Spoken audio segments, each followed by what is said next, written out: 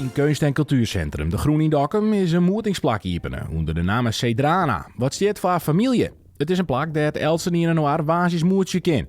Een van de doelgroepen is nijkommers, zodat zij haar makkelijker mengen kennen in de Friese gemeenschap. We zijn in Cedrana Leeuwarden, zijn we 3 jaar geleden begonnen. En uiteindelijk heeft gemeente Noordoost ons gevraagd om te kijken in welke vorm er ook een Cedrana in Dokkum kan plaatsvinden. We hebben een onderzoek gedaan en we hebben nu een kleinere versie van Leeuwarden nu in Dokkum kunnen organiseren. Ja. Ik woon alleen, maar nu heb ik heel veel vrienden. Cedrana is een woord, betekent familie. En dankbaar aan onze familie in Leeuwarden.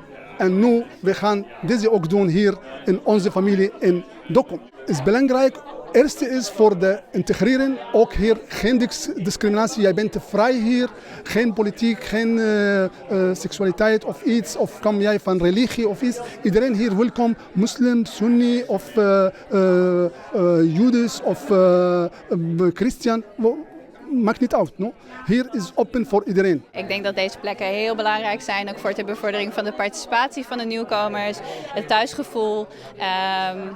Ja, ik geloof daar wel in. Ligt je in je hart wat je kracht geeft voor de dag van morgen?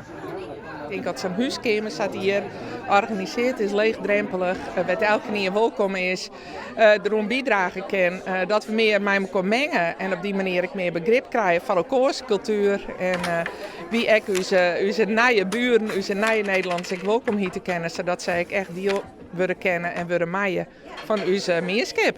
Alsjeblieft.